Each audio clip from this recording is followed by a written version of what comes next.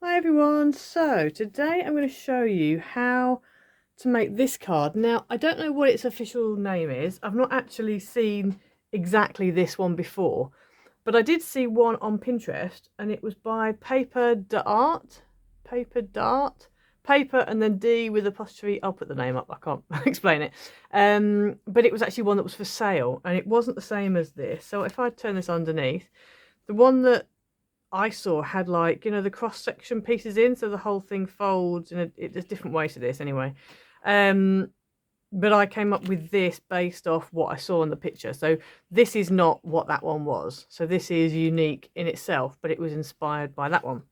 So anyway, and it said another glorious year, and it was obviously like a New Year's Eve card or something like that anyway, or maybe a birthday card, I'm not sure, but anyway.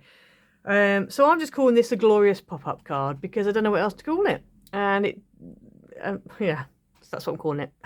That's all I can say. This was my first attempt. Yes, I know my flowers all curling. I put glaze on them. And I probably should have strengthened them first. So they're a bit curly. But anyway, so it folds flat for posting. It all folds down. If you make sure that your pieces don't stick out past a certain line, then it will fit in an envelope for a 6x6 card. However, I went a bit crazy with this one, so I'm going to have to make a bigger envelope for this. But this was like my prototype, so it's a bit shabby in places, but it was just so I could get the idea, really. And with this, I used the Bluebird and Roses paper and also die cut pack. I actually fussy cut these out of the paper, and then these were already die cut in the actual A4 pack, and these are the sentiments that came with it. That was a topper thing that came in a separate pack, same range but different, yeah, different pack. So anyway, so that's that one, and then I went ahead and did this one yesterday, and this was using the first edition Trimcraft Let's Celebrate papers, and then these are Docrafts balloon dies from a few years ago, and that's a Trimcraft sentiment topper. The Miri was also Trimcraft. It's their Dovecraft tropical mirror card pack, beautiful pack. So yeah, and then I've just turned it over. I've used a Docraft, a Trimcraft birthday die on the back, and then just put a matte and layer on the back there. So yeah, so that's that one. So today I'm going to be using, my pattern panel. So as I said, with this one, my pattern panel was the Trimcraft first edition Let's Celebrate papers. But for this one, I thought, you know what, let me use up that folded, pleated paper that I had left over from my pleated topper card. So that is going to be my pattern paper on the back. Okay, so obviously I've cut it down to the right size. I'll tell you what size the panel needs to be, but you just need to use pattern paper. If you want to use a pleated one, you can go ahead, but I just thought I'd kind of use up what I've got. And I'll do a link to that the pleated topper card. I'll do a link to that at some point somewhere on this screen. So what you need for this card is, I've got a lot of bits here. You have to bear with me. I've not had a lot of sleep last night, so my brain's not really working. Right, so you need a base card. Doesn't matter whatever colour you want to do. And your base card is 5 inches by 6 inches. So 5 inches wide by 6 inches tall. And to go onto that, you need 2 matte layers. So here's my 2 matte layers. And these need to be 4 3/4 by 5 3/4. And one's going to go on the front of this card here, and one's going to go on the back. Okay. Then you also need your pattern panel, which obviously I'm using is this, and this is 4 1/2 by 5 1/2. This is going to go on the front of your card, and then you need a white piece that is also 4 1/2 by 5 1/2. And that's going to go on the back. So that's the bit that you're going to write your message on. If you want to stamp it, I would do it before you stick it down, and then you haven't got to worry about, you know, things being in the way and whatever. So we're going to go ahead now and stick all these bits down. So I'm going to stick my pattern onto my mat and my mat onto my base. I'm then going to turn it over, stick my white onto my mat and my mat onto my base. So I'm going to do that now.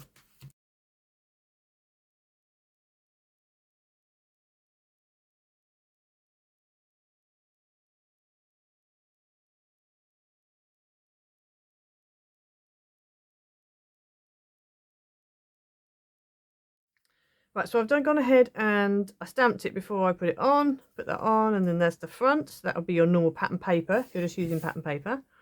So now what we want to do is make up our little strut things that support the semicircles. So I'm going to put this to one side. So for this you need 3 strips, and these can be either of base card or of some other card that kind of matches up, you know, colour coordinates with the rest of your card, with the circles on the front, etc. So you're going to need one strip that is 1 inch by 6 inch, one strip that is 1 inch by 7.5 inches, and one strip that is 1 inch by 9.5. And we're just going to get our scoreboards out, and then we're going to take the 1 inch by 6 inch and we're going to score it at 1/2 inch, at 1 inch, at 3 1/4, and at 3 3/4. Okay, so that's that one done. And then we're going to take the 1 inch by 7.5 inch. Ignore my score lines because I've scored in the wrong place. We're going to score at 1/2 inch, at 1 inch, at 4 inches, and at 4.5 inches. Right, ignore these two here. Just going to fold so I know where we're supposed to be going. Ignore those. I folded. I scored wrong. Right, and then you're going to take your 1 inch by 9.5 inches, and you're going to score at 1/2 inch, at 1 inch, at 5 inches, and at 5.5 inches. Okay, so that's that. So then you take all your strips and you can do mounting folds on all of them.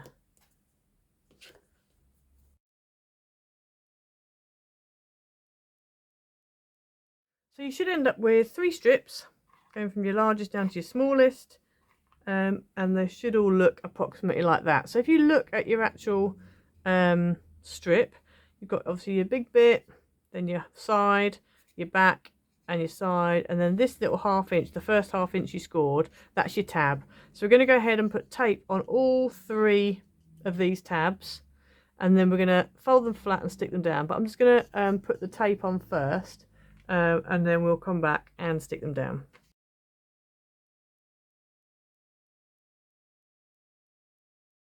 Okay, so I've put tape on all of them. So now we're going to take each one, just lay it flat, fold over where your tab is, and then fold that over and stick it down. Now if you get any tape showing through like I'm going to have here, then just dab it with an anti-static pad. It'll be fine because it's going to be covered anyway. That whole front section and the back section, they're all both going to be covered, so you don't have to worry too much.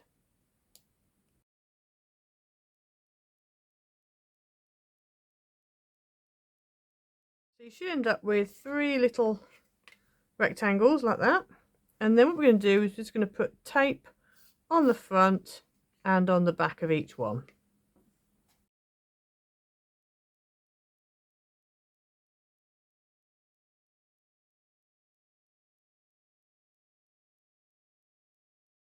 So you should end up with 3 little rectangles, and on either side, so the sides have nothing, but the front and the back both have red tape on. Okay, so that's for all 3. Okay, so what we're going to do now is we're going to go ahead and stick them onto our semicircles. So you're going to need 3 semicircles. Now approximately, okay, so if you don't have dies that fit this, you can get those little, like a compass type thing, but it's got a blade on the end. So you just put the point in and then you run it around and it cuts a circle. And they're quite cheap. They're like £1.99, £2.99, something like that, in like the Range and B&M, like your pound stores, whatever. So you can get those. They're really cheap. Or you can get actual circle cutters that have like a big round dome on one end and like a ruler thing sticking out, and you can cut circles out of that. So you can get those, or you can just find things around the house that are the right kind of measurements. It's really up to you what you do. Or you can just not have semicircles and choose a completely different shape altogether. It's up to you. So you need 3 of them, and you can either start with circles and then cut them in half, which is what I did here. So this is the other half of these, obviously. So that's what I've done for that. So I cut circles and then cut them in half, and then I've made 2 cards with them. So it's up to you whether you want to do that or whether you want to just make semicircles. So you need one circle that is 3 inches wide, one that is 4 inches wide, and one that is 5 inches wide, or thereabouts. Now, the other thing as well that I'm going to do differently on this card than I did on this card was on this one I literally had the 3 layers and they were just the matte card and that's it. But on this one, I'm actually going to cut a slightly smaller semicircle for each one, and I'm going to cut it out of probably a pattern paper or a different coloured paper. Yeah, and then I will then go ahead and stick them on. So I'm going to go ahead and do that now, and I'll come back to you when I've done it. Okay, so I went ahead and cut out some semicircles. Now, thankfully, I put the dies on the wrong side of the paper because my supposedly low-tack tape tore my paper. But it's fine because I was intending to use the spotty side, so that's fine. So I'm going to go ahead now and I'm going to stick these down onto the front of these semicircles like this. And I'll come back to you in a minute.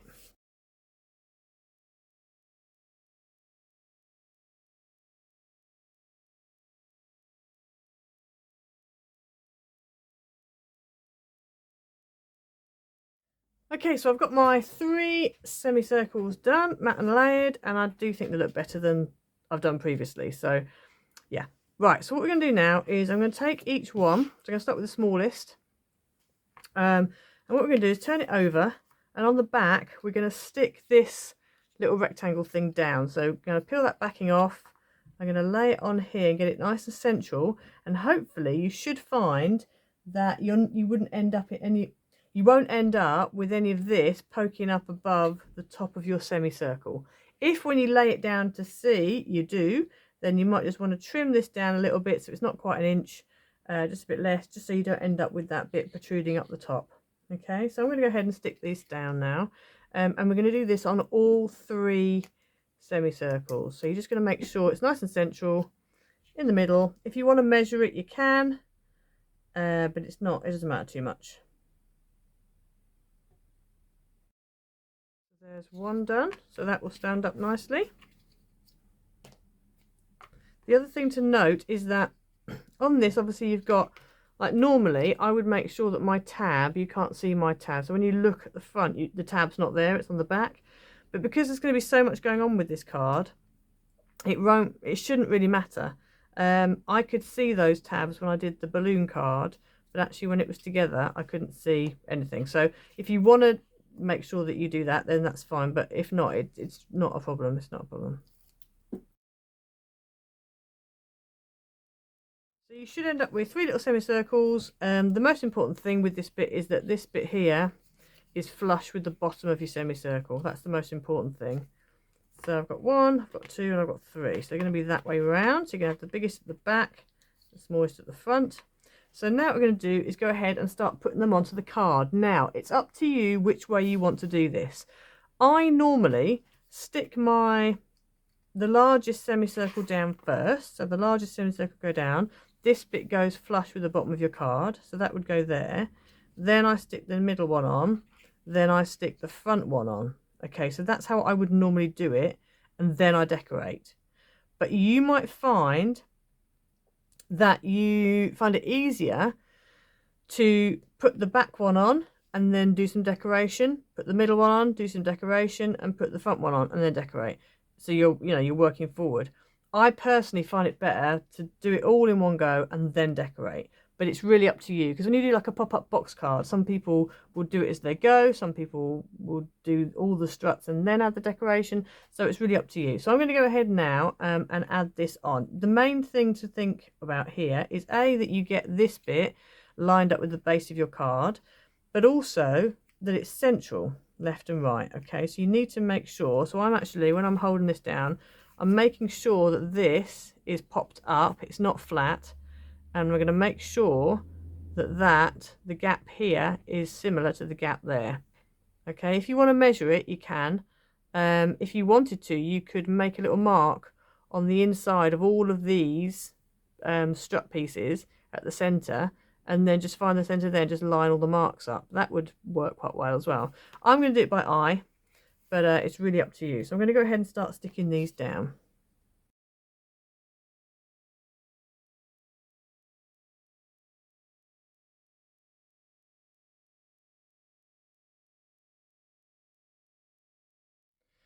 Okay, so when you've finished, you should end up with it standing up nicely on your desk, and it's not falling back, forwards, it's sort of, it's fine. And then you should end up with that looking, that's what it looks like at the bottom. So as you can see, each one is pretty much central within like the front of the next one, as it were. Okay, so that's what you're aiming for. So now we can go ahead and do the fun bit, which is decorating it. Now when you decorate it, just a little note, you will need some acetate strips firstly. So I usually have like a little selection of just like offcuts of acetate that I've got. Some are a bit creased, some are a bit whatever. You know, but it doesn't matter because you're not really going to see them. They're just literally acting as a support and something to make things a bit higher. You might also find that when you're decorating, you might find that if you start at the back, which is what I'm going to do, which would make the most sense, if you try and stand it up, it might want to fall back, because obviously you've got all that at the back. But obviously as you start working forwards, it will stand up, as long as you don't, you know, as long as you don't overweight. Like don't put everything at the back and nothing at the front. Do you know what I mean? Like you want to just, you know, gradually, nicely spread it all out, and like that. So I've got this peacock die, which is going to go at the front here, like that. Now I cleverly forgot to add any kind of stickiness on the back here, so I'm going to have to glue that down, which is going to be a bit interesting, but I think I'm going to peg it in place and then I can glue it into place. And the same with these feathers. So this was actually a Docrafts die from a few years ago, and I'm going to have all these feathers coming out from behind on acetate. And again, I should really have put tape on the card before, on the back, before I die cut it, so then I could just peel off the stickiness and stick it straight down. But I didn't think about that, so I'm going to have to use glue. So I'm going to go ahead now and arrange all this and stick it into place. I've almost finished sticking these feathers down, but I suddenly thought I'd just show you my little trick. So I'm just using a cocktail stick. I'm using this Dovecraft, oh, she says spilling it everywhere. Dovecraft clear craft glue. It's very good, but if you do get it on your clothes, you won't be able to get it off because it is that good. It will literally stick anything together. Get a cocktail stick, little bit of glue. I'm just going down the centre of my feathers, like this. And then I am going to stick it onto the acetate. So just down the centre there. Get my acetate strip, place it on, and then I'm just using, and it does smudge a little bit, but you know what, it's fine. And then I'm going to use a big wide peg, use any peg really, and just peg it in, and then I'm just going to leave it there to dry. And then when they're all dry, we can then go ahead and stick them into the card. Also, if you don't have any acetate, you haven't gone out and bought any, don't worry, because you can use packaging. So I'm about to use some acetate because I wanted something a bit thicker to stick my peacock onto. So this is just a box. This was just a box. I've just cut down one edge. I'm just going to cut this panel off. And then I'm going to use that, and it's nice and stiff, which is quite a good way to recycle. And obviously, you know, it's basically free acetate, really, isn't it? So I'm just going to cut this off, and then I'm going to stick my peacock onto it, just to give it a bit of extra weight.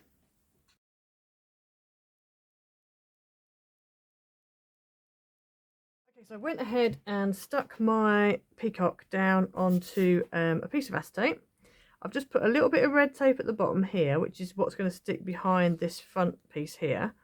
If I turn it over, I don't know if you can see, I don't know if you can, I actually drew a little circle on the back here of the actual peacock, so I knew not to glue below that. So what's going to happen is, on my peacock, I've stuck the rest of it and then just cut around him so you can't see the acetate on the side.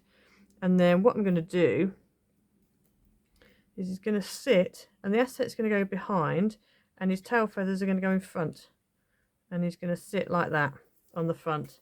So that, and then he's not higher than the rest, and he sits quite nicely. And in fact, I haven't stuck him, but he's sitting there quite nice as he is. So I'm going to leave him in place, and I'm going to go ahead and arrange all the feathers behind. Now when arranging things, you just want to make sure, obviously I've stuck them onto a bit of acetate, and then we're just going to stick them in, and I'm just going to put a little bit of red tape on this side here and just stick it on the other side, like on the inside. So if I was going to stick one here, the inside of my semicircle. The other thing you need to make sure you watch out for is when you fold it flat, I'm going to squish it all off to one side like this. You don't really want anything to go past that edge. Basically, the maximum you want is 6 inches. So if I put this on here, that's that side there. So that's as far as I can go past that edge to here. That's assuming that you're not putting anything over this side. You don't want anything over the top, anything over the left, and the side that you're squishing it to, you don't want to go past 6 inches, because then it will fit in an envelope for a 6x6 card. If you don't care and you're just going to go crazy, or if you accidentally put something a bit too far over like I did with my first one, that's fine. It just means you need to make a bigger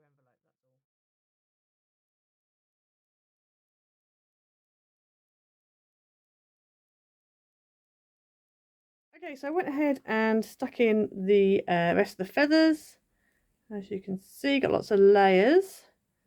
Now, as you probably can spot, I completely disregarded my own advice about not going too far. So this is going to have to fit in an 8-inch wide envelope, because when I fold this all down like that, that now measures just under 8 inches.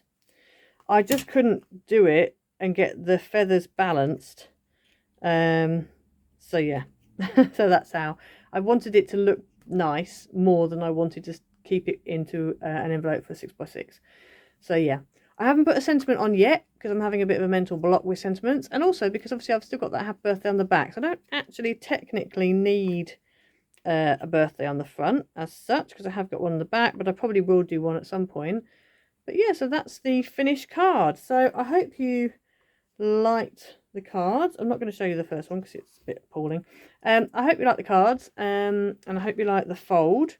I hope you'll have a go. Please like and subscribe, comment down below, and we will see you next time.